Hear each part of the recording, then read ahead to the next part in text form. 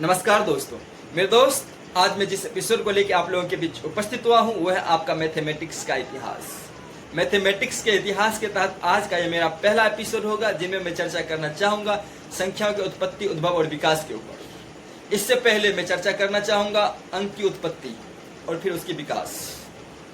इन सब जानने के बाद फिर मैं जानने का कोशिश करूंगा कि विश्व के तमाम देशों ने किन किन संख्या पद्धति को अपनाया, और उसके बाद मैं जानने का कोशिश करूंगा कि विश्व के तमाम संख्या पद्धति को कैसे हम भारतीयों की संख्या पद्धति ने कहें तो हमारी संख्या पद्धति ने कहें तो हिंदू संख्या पद्धति ने मानने पे मजबूर कर दिया, उसको अपनाने पे मजबूर कर दिया। और फिर हम यह जानने का कोशिश करेंगे कि 480 ईस्वी के पूर्व जीव को जिसमें आविष्कार नहीं हुआ था, क्या उससे पहले 10 से ज्यादा की गिनती नहीं होती थी या 10 की गिनती होती थी? अगर नहीं होती थी तो फिर महाभारत में कौरवों की 100 पुत्रों की गिनती कैसे हुई? और फिर मैं जानने का कोशिश करूंगा कि ऋग्वेद के 10वें मंडल की जो चर्चा होती उसकी गिनती कैसे हुई। फिर मैं जानने का कोशिश करूंगा कि सूक्त जो है, महापुराण जो है, पुराण जो है, इनकी संख्या की गिनती कैसे हुई होगी। इन्हीं सब बातों पर चर्चा करने के लिए मैं हूं आपका दोस्त BIK बेबूत। नमस्कार दोस्तों, मेरे दोस्त, इस कहानी की प्रारंभ कुछ इस प्रकार होती है। जिस समय हम लोग आदि मानव हुआ करते थे उस समय हम लोगों का मुख्य आहार जो हुआ करता था, कंद हुआ करता था, फल हुआ करता था, शिकार हुआ करता था। कहते हैं कि यूरेशिया के प्लेट में एक भीषण अकाल हुआ। उसके बाद वहाँ छोटे छोटे जीव मिलना मुश्किल हो गए, जिससे हम लोगों को आहार के लिए जीव नहीं मिल पाता था, फल फूल नष्ट हो गया था। अंततः हम लोग जो है अफ्रीका की ओर रुख कर लिए। हम लोगों की संख्या इतनी ज़्यादा थी, जैसे ही हम लोग अफ्रीका प्रवेश किए तो अफ्रीका के लोग हम लोग को देखकर घबरा गए। और मैं आपको बता दूं कि अफ्रीका की वेशभूषा, हम लोगों की वेशभूषा, दिखावा, जितना भी होता है हर चीज़ अलग होता है। वहाँ के लोग काले, हम लोग थोड़ा श्यामल गोरे भी हो जाते हैं, तो देख के घबराए। फिर हम समस्त आदि मानव ने वहाँ के आदि मानव को समझाने में सफल हुए कि भाई हम भी जो है आप लोगों की तरह इंसान है। हम लोगों के क्षेत्र में ऐसे ऐसे का दिक्कत हुआ, ऐसे ऐसी की परिस्थिति आए जिसके कारण मैं आप लोगों के क्षेत्र में आया। और कुछ समय बाद साथ में सही से रहे, लेकिन कुछ ही दिनों के बाद अफ्रीकन के समझ में आने लगा कि ये जिस तरह से वहाँ खत्म कर मेरे क्षेत्र में आए हैं, कल को अगर यहाँ खत्म होगा तो हम लोगों को भी भाग के कहीं और जाना होगा। और परिणाम यह हुआ कि वहाँ के अफ्रीकन लोगों ने हम लोगों को भगाया। और जब भगाए तो हम लोग जो है कुछ रावी नदी के किनारे, कुछ सिंधु नदी के किनारे और कुछ ईरान में जाके बसे। तो वहीं आके जो है हम लोग अस्थायी जीवन यापन करने लगे। उस समय धीरे धीरे रहते हुए गांव का विकास हुआ। गांव के विकास के साथ साथ उस समय तक जो है जो दुधारू पशु हुआ करता था उनकी हत्या अब नहीं होती थी। फलस्वरूप वहाँ का लोगों का एक आहार के रूप में दूध का भी जुड़ना लाजमी हो गया था। जैसे ही दूध जुड़ा तो उस समय गाय पालन जोर शोर से हुआ, और प्रायः ऐसा हो जाता था कि गायों को लेके युद्ध हो जाता था, लड़ाई हो जाती थी, क्योंकि उस समय गिनती का अभाव हुआ करता था। तो उस समय का जो ग्रामीण हुआ करता था, जो गौपालक हुआ करता था, अपनी गाय की गिनती के लिए जो है ना एक रस्सी लेता था और घर में रस्सी को टांग देते थे, उसके बाद उसमें जो है ना गांठें बांध देता था। अगर मान लीजिए कि एक इंसान के पास 20 गाय हैं तो उस समय जो है एक रस्सी लंबा सा होता था जिसमें जो है ना 20 रस्सी की गांठें लगा देता था। इससे उसकी गिनती होती थी। और कित्ता जो है उनकी गिनती के लिए जो है लकड़ी के डंडे का यूज करता था, कित्ता हड्डियाँ के डंडे का यूज करता था। ऐसे ही जो है धीरे धीरे गिनती का विकास हुआ। और मेरे दोस्त, यहाँ से एक चीज़ समझ में आने लगी कि जितना भी देश हुआ करता होगा, कि जो भी इन परिस्थितियों से जूझ रहा होगा, उन सभी में जो है संख्या का विकास किसी न किसी रूप से शायद इसी तरह से होता होगा। भले उनकी पद्धति अलग हो, कोई पत्थर का सहारा लेता होगा तो कोई जो है चिन्ह, पत्थर के चिन्ह देकर क्या करता होगा, कोई त्रिकोण का रूप देकर करता होगा, मान ना जाने क्या किन प्रकार से क्या करता होगा। और इनकी जो है ये कोई सटीक जानकारी अभी तक नहीं मिल पाया है। तो इसी तरह से जो है चलते रहा, लेकिन कुछ समय बाद जो जिन जिन देशों ने एक विशिष्ट संख्या पद्धति को लेकर दुनिया के सामने आई, उनमें से एक है आपका रोमन, दूसरा ग्रीक, तीसरा मिस्र, चौथा लेबनोन, पांचवा हम तो हैं। पांचवा का है नंबर 1 होंगे। मेरे दोस्त, अगर रोमन की बात की जाए तो रोमन में जो है कुल जो संख्याओं का यूज करते, संख्याओं को लिखने में जो यूज करता था वो सिर्फ 7 अंकों का यूज करते थे, और उनकी जो गिनती हुआ करता था वो उंगलियों पे आधारित हुआ करता। जैसे क्या मान लीजिए किसी को 1 लिखना है तो 1 उंगली का यूज करता था। और वो जो सबसे पहले मैं बता दूं कि वो जो 7 अंकों का जो यूज करते थे वो आपका हुआ करता था 1 के लिए 1 उंगली। अगर उनको 5 लिखना था तो ये शेप जो हुआ करता है, ये देख रहे हैं ना, ये 5, ये 5 हो गया। अगर उन्हीं को 10 लिखना होता था तो कैसे लिखूं बोलूं, हाँ ऐसे करके जो है ना 10। और उसके बाद अगर उनको जो है 50 लिखना होता था तो इधर से ये L करके 50 लिखता था। अगर उन्हीं को अगर 100 लिखना होता था तो ये C हो गया, और उन्हीं को अगर 500 लिखना होता था तो D कर दिया, और 1000 लिखना होता था तो इसे करके M कर देता था। यानी कहने की सेंस उनकी संख्या पद्धति पूरे का पूरे जो है ना इन 7 अंकों पे था, जो उंगली पे आधारित था। मेरे दोस्त, ये जो संख्या पद्धति हुआ करता था काफी जटिल हुआ करता था। ये जो है कभी आगे लग के संख्या को बनाता था तो कभी पीछे लग के।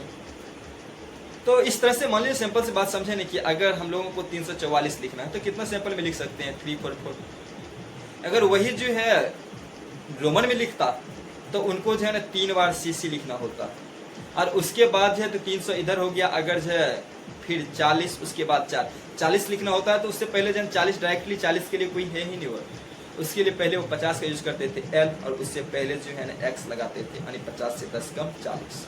और उसके बाद जो है ना कि 5 लिखता था, 5 से पहले भी 1 लगा के जो है ना 1 उंगली I लगा के जो है ना 1 घटा देता था, तब जाके जो है ना कहीं 344 लिखा जाता था। कितना जटिल प्रोसेस था, आप खुद ही सोचिए ना कि दुनिया कैसे इस संख्या को अपनाएगी, इस संख्या पद्धति को अपनाएगी। उसके बाद जो है हम थोड़ा सा कर लेते हैं ग्रीक के ऊपर। ग्रीक भी जो है उनका भी जटिल प्रोसेस हुआ करता था। वो ऐसा माना जाता है कि 10 के लिए अयोपा यूज करते थे, 20 के लिए गप्पा, 30 के लिए लेमडा, क्या क्या है। अगर वही मिस्र की बात कीजिए तो मिस्र के लोगों ने भी जो है जो यूज क्या करता संख्या पद्धति का, वो 10 के लिए जो हम लोगों का पैर जो होता है ना, पैर का आकार कैसे होता है ऐसे ना, तो ऐसे यूज क्या करता था। फिर उसके बाद जो 100 जो हुआ करता था, 100 के लिए जो है वो क्या बोलते हैं, लकड़ी का जो है ना रस्सी का जो गड्ढल हुआ करता है ना, ऐसे करके मोड़ के वैसे ही यूज क्या करता था। और उसके बाद 1000 की बात की जाए तो 1000 के लिए वो कमल का फूल यूज करते थे। और फिर लाख के लिए मेढक, या फिर जो है ना कहीं कहीं उंगली का भी चर्चा मिलता है, नाखून सही। तो फिर जब वो 10 लाख का यूज करते थे, 10 लाख के लिए जो है ना कि एक विशिष्ट प्रकार का मूर्ति हुआ करता था, जो विचित्र मूर्ति हुआ करता था, ऐसे सब यूज क्या करता था। तो कितनी जटिलता है। और वही अगर लेबनान की बात की जाए तो वो उल्टा शंकु कहे तो पिक्चर में तो त्रिभुज ही दिखाई देगा ना, उनका यूज कर करके पूरा का पूरा गिनती करते थे। निष्कर्ष यही निकलता था कि दुनिया में जितनी भी संख्या पद्धति थी, सारे जो है ना संख्या को व्यक्त करने में, बड़ी बड़ी संख्या को व्यक्त करने में असमर्थता हासिल हो रही थी, इजी नहीं हो रहा था। अगर समर्थ था भी तो इजी से नहीं लिखा जाता था। तो इसी बीच जो है ना हम लोगों की संख्या पद्धति उभर के आई। हालांकि 480 ईस्वी में जीरो के आविष्कार से पूर्व हमारी संख्या भी चल रही थी। तो यहाँ आप लोगों को हैरानी होगी कि मैंने बोला कि 480 ईस्वी में जीरो के आविष्कार के पूर्व।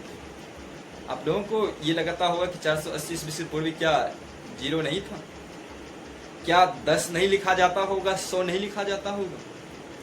अगर नहीं लिखा जाता होगा तो कौरव, जिस समय जो है महाभारत में कौरवों का जो चर्चा मिलता है, कौरव के 100 पुत्र थे, तो कैसे गिनती कर लेता था? वही अगर जो है ना कि दशहरा के युद्ध की बात होती, कैसे 10 युद्ध? फिर वही जो है ऋग्वेद की बात की जाए तो ऋग्वेद में 10 मंडल, फिर जो है सुक्ति, ऋचाएं, इतनी इतनी ऋचाएं कैसे।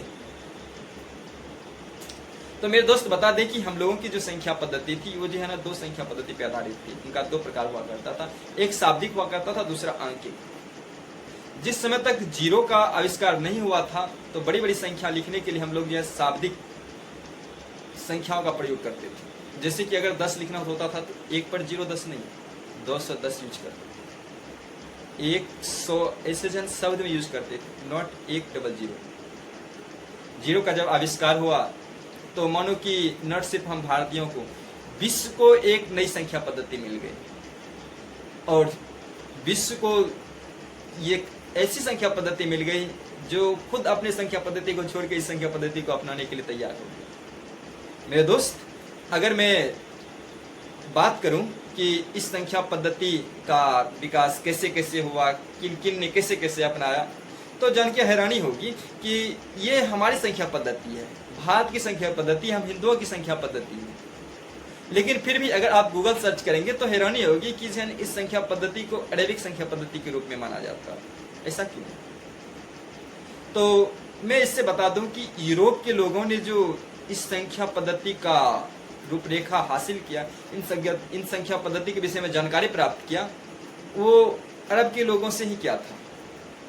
इस कारण से यूरोपीय लोगों ने ये मान लिया कि जो है ना कि इस संख्या पद्धति का आविष्कार अरब में हुआ है और इस कारण से उन्होंने ही जो है इस संख्या पद्धति को अरेबिक संख्या पद्धति कह दिया। और फिर धीरे धीरे जो ना इतिहास के जानकारों ने इनका उजागर किया। अब फिर तो आज के डेट में ये भी मिलता है कि हम लोग का भी जो संख्या पद्धति है भारत की मतलब संख्या पद्धति हिंदू एरेबिक नंबर ऐसे लिखा जाता है आज भी।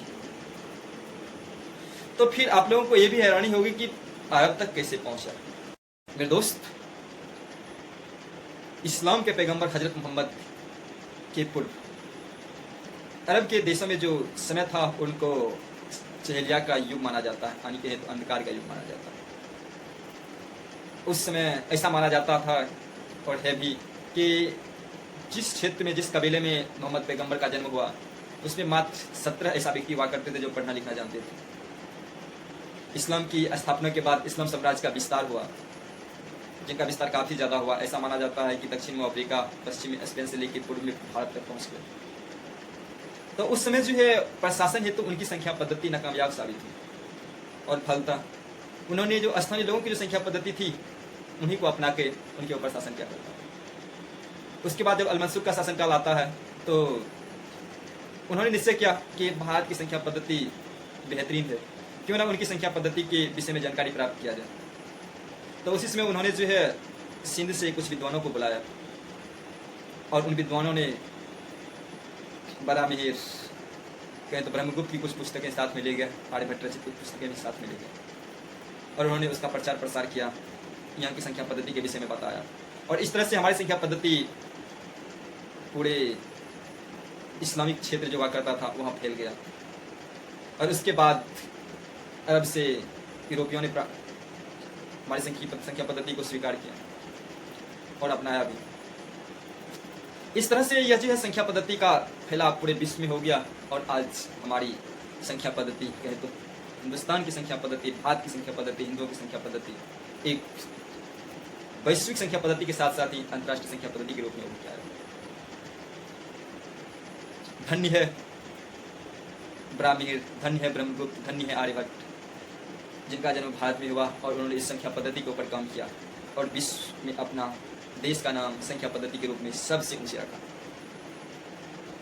मेरे दोस्त, आज के एपिसोड को मैं यहीं ख़त्म करना चाहूँगा, लेकिन थोड़ा सा मैं आपको इन्फॉर्मेशन दे दूँ कि कल का जो मेरा एपिसोड होगा वह जीरो का होगा।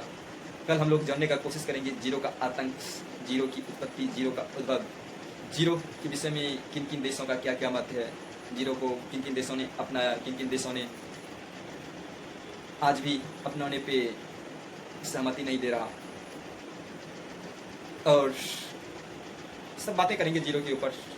और लास्ट में मेरा आपसे रिक्वेस्ट होगा, अनुरोध होगा, प्रार्थना होगा कि अगर मेरा एपिसोड आप लोगों को अच्छा लगे तो मेरे चैनल को सब्सक्राइब करें